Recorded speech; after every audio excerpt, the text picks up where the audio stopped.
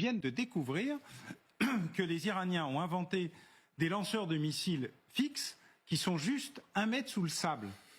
Et donc le lanceur lance les missiles. Ouais. Du coup, ça ne sert plus à rien. La ruse, détruire l'éternelle ruse. Comme toujours, hein, la ruse ou la force, parfois les deux. Et donc c'est comme ça que ça a été pris en compte. Donc il y a des découvertes tous les jours des capacités iraniennes. Regardez, j'ai ici, parce que tout le monde dit, oh oui, mais on ne savait pas qu'il y avait des missiles. Alors ça, c'est l'état des missiles iraniens par les services de renseignement. Il y en a 2 fois plus que ce que nous avons, nous, Français, et à peu près l'équivalent en diversité et en production de ce qu'ont les Américains. Si vous regardez le plan de commande des Américains, il y a moins de missiles que dans ce que font les Iraniens. Et ils les produisent pour beaucoup moins cher. Alors, ils produisent pour beaucoup moins cher. Beaucoup viennent de Corée du Nord, de Russie, de Chine ou de chez eux. Ils les aménagent. Et parmi ceux-là, il y en a un qui est prévu pour aller à 6000 km avec marqué Operational. Ça veut dire il a été testé. Il marche. Et donc, c'est pas la peine de s'étonner qu'il y en ait un qui ait fait 4000 km. La question, c'est la précision, qui est moindre, et la charge, qui est beaucoup plus légère. Mais c'est possible. En tout cas, ce n'est pas une surprise. Les effets sont là. Regardez sur Tel Aviv. Là, il y a 2 images extrêmement impressionnantes qui marquent les esprits. C'est celle du jour et c'est celle du week-end. Celle du jour où, à nouveau, un quartier de Tel Aviv a pu être frappé par les... Il y a là un choc, Gérard, le fait que l'Iran, au 25e jour, arrive encore, en dépit de la puissance de l'armée israélienne, qui est devenue une armée très puissante, la puissance de l'armée américaine, qu'elle arrive à parer cela, à traverser cela, c'est très impressionnant. Et moi, étant donné que c'est un pays que je connais bien, où j'ai été 2 fois en poste, donc j'ai pas beaucoup d'amis, donc je suis au téléphone avec eux. Le plus terrible, c'est pas seulement, et peut-être pas, ce sont les frappes, c'est le fait qu'ils doivent aller dans les abris quasiment tous les 2-3 heures.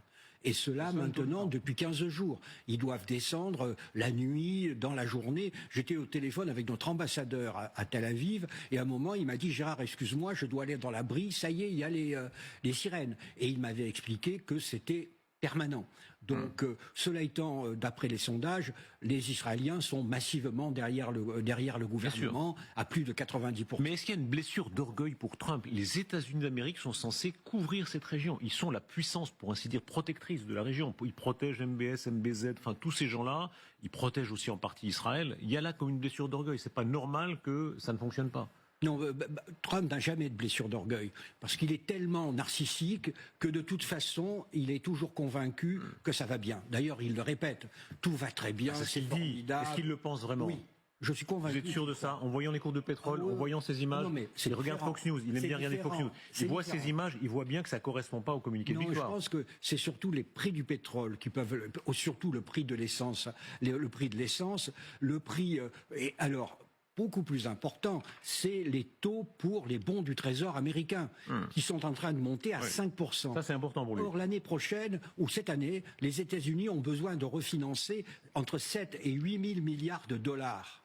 Donc, il les refinance à 4%, ce qui était le taux, ou à 5%. Ce sont des centaines de milliards de dollars qu'ils doivent débourser. Ça, c'est important. Cette image-là est celle de Dimona, parce que Dimona, il y a l'image qui est tout à fait saisissante, et il y a en plus le fait que c'est de notoriété publique. Voilà, cette image-là, c'est évidemment le centre de recherche nucléaire. L'usine textile. Voilà, l'usine textile. C'est la bombe nucléaire. Combien ont-ils d'ogives, les Israéliens? Personne n'en sait rien. Quelle ordre de grandeur? Ils sont censés en avoir une vingtaine, mais personne n'en sait rien. Ils donnent pas de... Et là, ils ont frappé quand même à 20 km Bien du sûr. centre. Hein. Mais enfin, c'est Dimona. Ah oui, ils ont choisi... C'est la deuxième fois.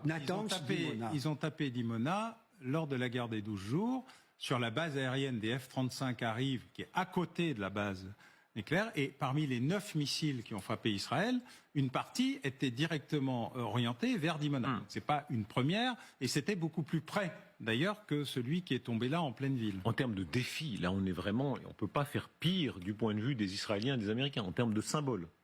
Du point de vue des Israéliens, c'est évident. Oui, oui. Ça, c'est mais de nouveau pour eux, il y a une telle unanimité derrière la guerre. Je le sens bien au téléphone également dans les conversations, que, je dirais, ça ne fait que renforcer leur détermination. Ils sont convaincus, et on peut en penser ce qu'on veut, mais en tout cas, ils sont convaincus que c'est une guerre existentielle, et ils sont, ils en ont, vous savez, ils ont subi dans leur longue histoire, ils ont quand même subi beaucoup, et ils ont montré qu'ils pouvaient subir beaucoup.